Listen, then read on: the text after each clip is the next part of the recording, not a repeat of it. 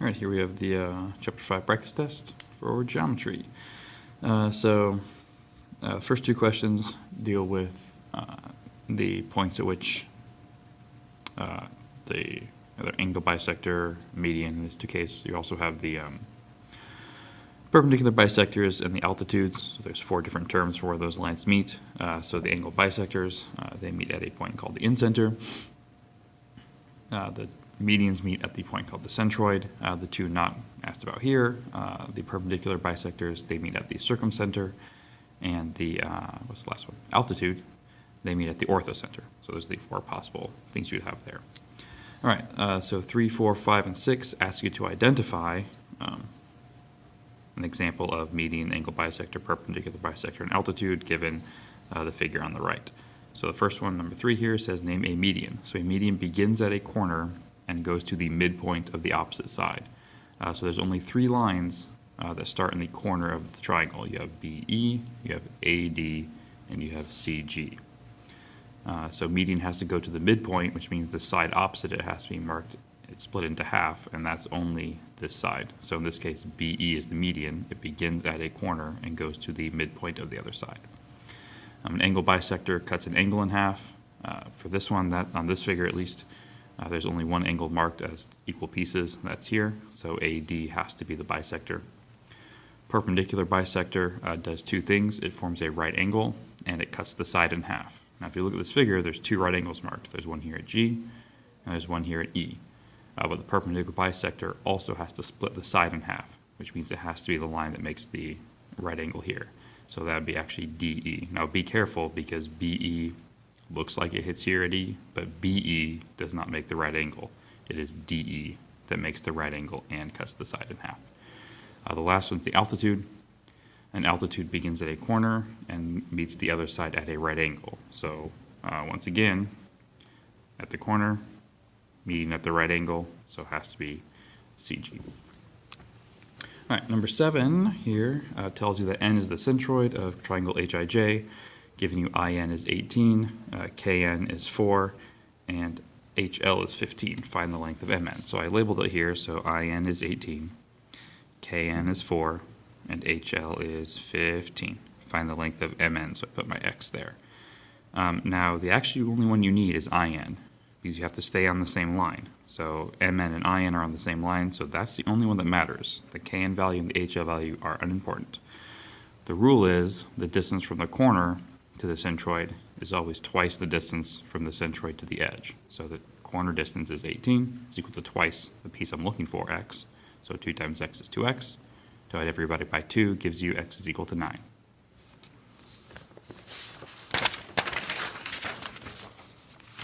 All right, number 10.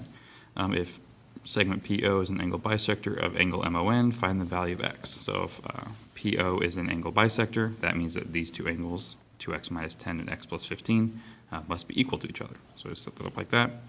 I brought my X's left, so subtract the X from both sides, gives me X minus 10 is equal to 15. Add the 10 across, so X is 25. For number 9, if RU is an altitude of triangle RST, find the value for X. So if RU is an altitude, that means this angle, even though it's not marked, must be 90 degrees. It's perpendicular. So 5X minus 10 is equal to 90. Add the 10 across, 5X is equal to 100. Divide everybody by 5, X is 20. All right, number 10, list the angles of triangle TUV in order from least to greatest measure. Now please pay attention to the order here. Least to greatest means smallest to biggest. Now, the rule is that the smallest angle is always opposite the smallest side. So here's your smallest side at UV. The angle across from it is T. So T is the first angle. The next smallest side is TU, 3.9. V is across from it, which leaves by process of elimination, angle U is the last one, which is opposite the biggest side, 5. 11 is similar, except in the opposite direction. So lifts the sides of triangle FGH in order from shortest to longest. So smallest to biggest sides. So if 41 is the smallest angle, the side across from it, FH, is the smallest side. 57 is the middle angle, the side across from it, GH, is the middle side. 82 is the biggest angle, so FG is the biggest side. All right, number 12 here, determine whether 5, 4, and 2 can be the lengths of the sides of a triangle, right, yes or no. So the rule for side lengths is that two sides must add up to a number larger than the third. So here's the first side plus the second side, 5 plus 4 is 9. That is more than the third side, 2, so that's good.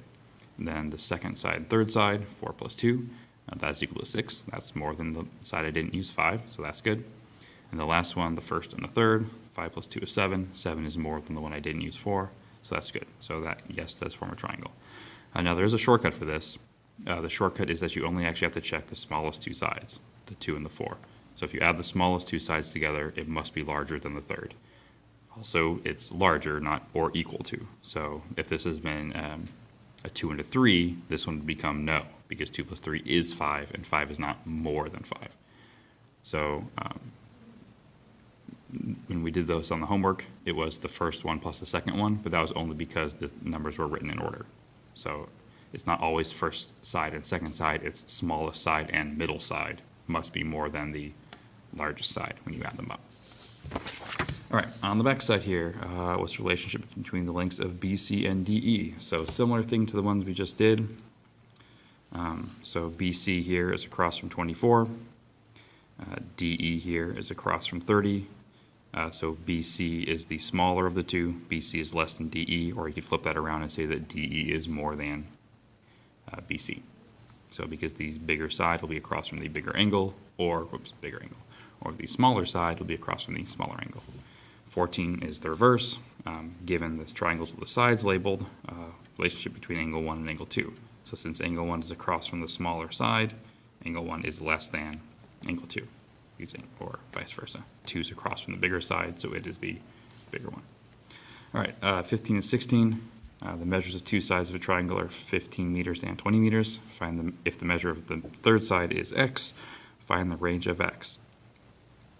So the rule is the x value must be larger than the difference, so 20 minus 15 is 5, and less than the sum. 15 plus 20 is 35. You can write that as a compound inequality. X is between 5 and 35, or as two separate inequalities. They are both valid. So down here, the measure of two sides of a triangle are 10 and 15 feet. If the measure of the third side is x feet, find the range of x.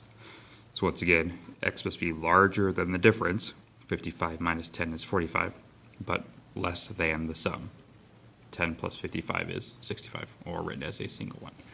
So that's the Chapter 5 practice test.